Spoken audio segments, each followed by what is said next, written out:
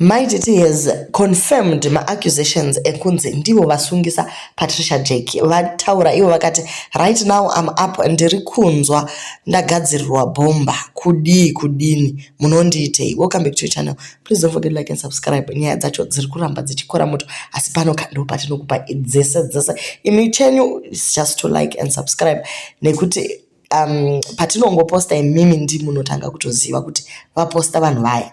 Below are videos and messages from Patricia Jake, Dimaititi vari kutaura ava, harassing and bullying me since 2019 up to date. These are just a few of my collection.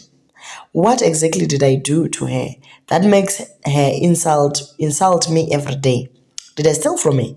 Am I owing her? Did I offend her in any way? In all her insults, have you ever warned her to stop? She calls me and my entire family all sorts of names. Have you ever heard me telling her to stop? I've only responded to this woman twice, thinking she will use her brain, but definitely she doesn't know where to stop. She claims she doesn't get arrested. She's strongly connected, blah, blah, blah. Now that I have taken a legal route, you are saying justice for Patricia. Like, seriously. So it's good when she insults me every day to the extent of coming to Harare to look for my shop just to show me she can do me anyhow. As for Simba, all these stupid audios you are playing, I'm sure you can see that it's you playing yourself. There's nothing harmful in those audios. I was simply telling you that Patricia, your girlfriend, needs to be arrested. Stop twisting stories and trying to make me look like I'm crazy. You were trying to push an agenda and unfortunately it didn't work because I didn't give you what you were looking for. I'm sick and tired of people insulting my family, my kids, my husband, all in the name of chasing clout. When I respond, you begin to talk about abuse of power. Is Patricia a lawyer? Is she a police officer? Is she a judge who crucifies people? We all have rights and I just exercised mine. Which power is being abused when a person presses a live to insult me every day? Whoever has a case with me goes to the police, not to Patricia, paying her money each and every day to insult me for exactly what? The live she last did, she herself announced that, let the police come and arrest me. And they did just that. We await the next step. Don't change the story here. Justice for my children, myself, my husband, my parents. They have got nothing to do with what is going on and what Patricia is doing to them. Period. Nyaya dzacho pabva paisiwa ma V11 acho paiswa maititi vachinzi no stars zvaendo.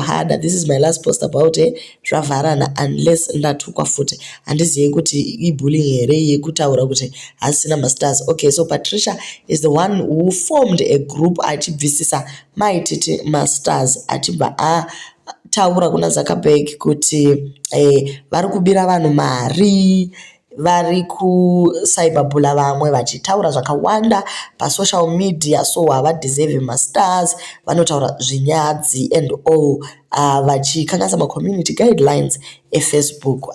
Group racho rikacreatwa, kukanyorwa tsamba ikadraftiwa nevamwewo vemamwe madog family kana vanonzi mawati family iwayazve vachiedhera mapoints until the letter was finally done, ichibva yatumirwa kuna Zuckerberg, masters achibva amisiwa. Vaititi vanoti ndo panodya vana vangu, ko zvambodiko kuti tisvike pakudai so vakaisa futi rimwe rekunzi walk up to 849 created ghost accounts from Jake and crew. I ask people, you are not sleeping. It's very sad to know that someone can't focus on their life, always planning your downfall.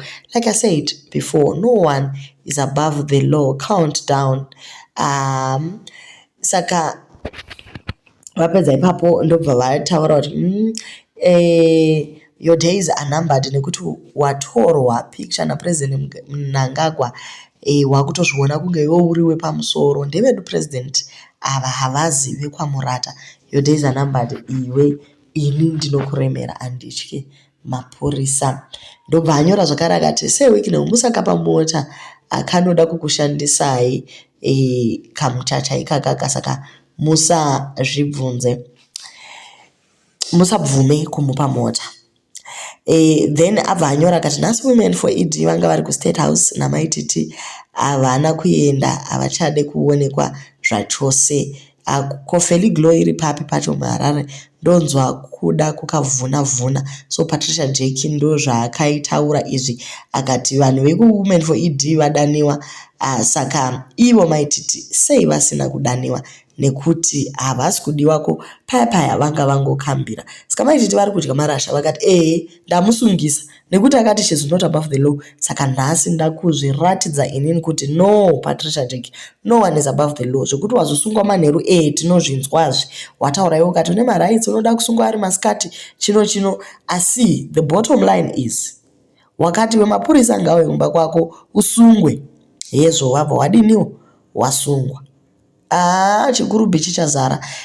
Facebook handiti yakatanga iri entertainment, but now zvakuitika zvaisiri entertainment iyi. Uku kwatova kutotsvatana chaiko, kutsvagana. Zvinorwadza mwoyo, zvinopisa tsitse. Vabva vazoti every video, every insult. She said ndakabisa mwana wangu mimba. She said ndakauraya munhu ari kubackyard kwemba yangu.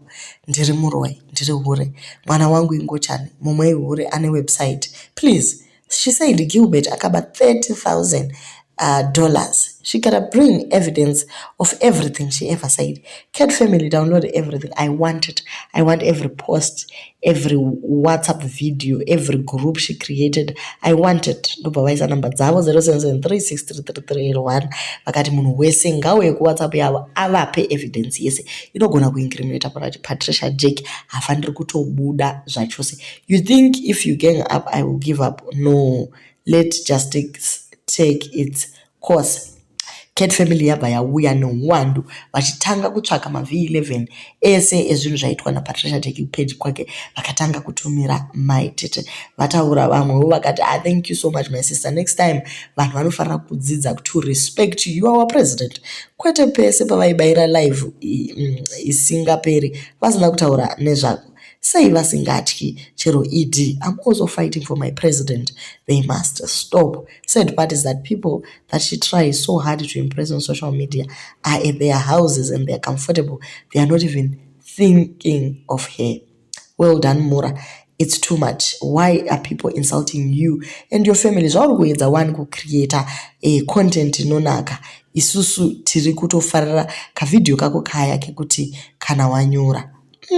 Asi vamwe vari kuti iye Patricia Jake nyaya yake kuti kwambodanana naShumba ndo iri kunyanyisa kumudya, jealous rekuti haasati ambopinda mumba zvinhu zvacho. Vamwe ndo vati well done Mura, now she's alone. Katina and Masirova says next time try to mind your own business. If you hear people saying we are tired of being paid to insult you, you must run. Do leave your comments on what you think about nyaya iyi. Zvakakora muto nandi.